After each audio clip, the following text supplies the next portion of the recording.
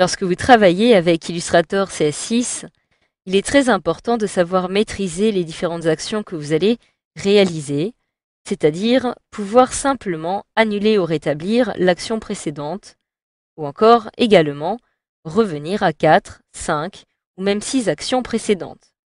Comme vous pouvez le voir, j'ai ici un document qui a été créé et qui comporte un petit logo. Il s'agit donc d'une image. Je souhaiterais maintenant importer une nouvelle image qui se trouve dans ma bibliothèque de ressources de mon ordinateur afin d'insérer ici le titre de ce logo. Pour cela, pour importer mon image, je me rends dans le menu Fichier, puis Importer.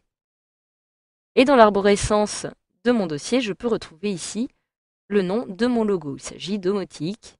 Je le sélectionne en cliquant dessus et je clique sur Importer pour l'importer directement dans mon document. Le voici donc qui apparaît.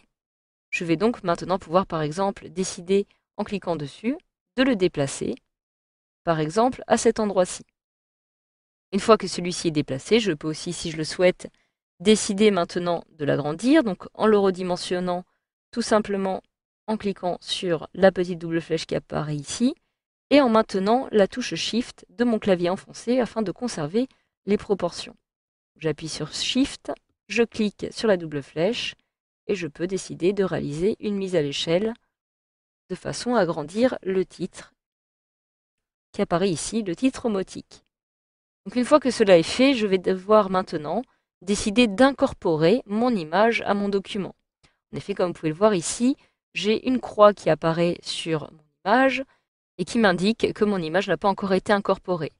Je clique alors une fois dessus pour la sélectionner et je clique sur Incorporer, ce qui va donc intégrer automatiquement mon image à mon document et ne va plus me poser de problème de récupération d'image par la suite.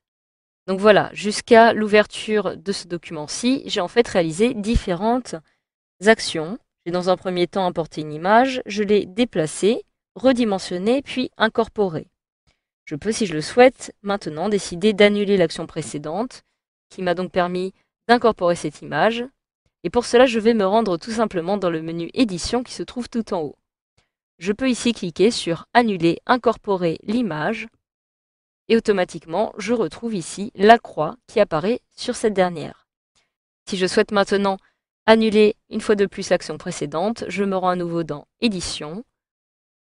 Et automatiquement, j'ai l'action précédente qui apparaît ici. Il s'agissait donc de la mise à l'échelle, c'est-à-dire le fait de redimensionner mon image. Je peux alors cliquer ici ou tout simplement décider d'annuler cette action à l'aide du raccourci clavier CTRL-Z. Donc je clique en dehors et j'appuie maintenant sur CTRL et Z de mon clavier et automatiquement mon image a retrouvé sa taille précédente. Si j'appuie une fois de plus sur CTRL-Z, je viens donc d'annuler le déplacement de mon image. Donc voilà, vous pouvez ainsi remonter de fil en aiguille aux différentes actions que vous avez réalisées sur votre document avec des objets, mais aussi du texte. N'importe quelle action peut être annulée à l'aide du raccourci clavier CTRL-Z.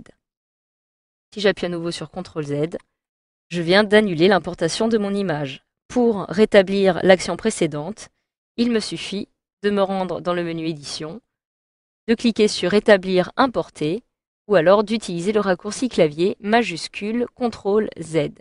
Je clique sur Rétablir importer, mon image est à nouveau importée, et si j'appuie maintenant sur le raccourci clavier majuscule CTRL-Z, mon image a été à nouveau déplacée.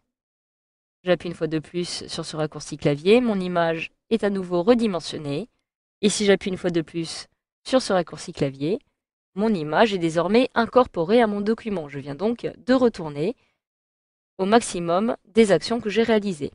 Si je retourne dans le menu Édition, je ne peux plus rétablir aucune action, puisque je suis allé au point le plus loin. Je ne peux plus rétablir aucune action.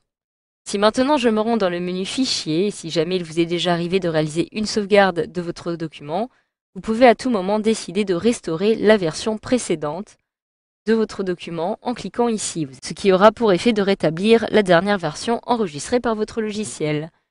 Tout simplement en cliquant ici ou en appuyant sur la touche F12 de votre clavier, vous allez donc pouvoir rétablir cette version. Donc voilà, grâce à cette formation, vous savez désormais maintenant comment annuler une action ou encore rétablir des modifications.